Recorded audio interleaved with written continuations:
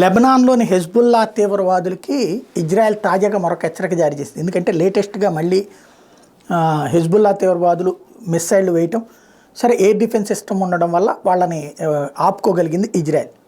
అయితే ఇంతవరకు కూడా గాజా నుంచి చాలా దళాలు వెనక్కి వచ్చేసినాయి. వాళ్ళందరూ వెయిటింగ్ ఫర్ ఆర్డర్స్ అనమాట.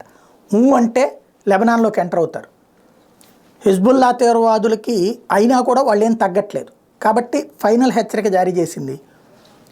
హమాస్కి మాకు మధ్యన వారు నడుస్తుంది. హమాస్ మా మీద యుద్ధం చేసింది, మేము వాళ్ళ మీద యుద్ధం చేస్తున్నాం. అది మా ఇద్దరికి సంబంధించిన అంశం. మీరు మతపెచ్చతో వచ్చి మా మీద దాడికి పాల్పడితే అసలు మీకు మాకు సంబంధం లేనటువంటి అంశంలో మీరు ఇన్వాల్వ్ అవుతున్నారు. మేము ఇంతవరకు పూర్తి యాక్టివిటీ స్టార్ట్ చేయలేదు. పూర్తి యాక్టివిటీ స్టార్ట్ చేస్తే మీకు సినిమా చూపెడతాం, జాగ్రత్తగా ఉండండి, తేల్చుకోండి అని ఒక హెచ్చరిక జారీ చేసింది. మరి ఇక హెజ్బుల్లా తేల్చుకోవాలి.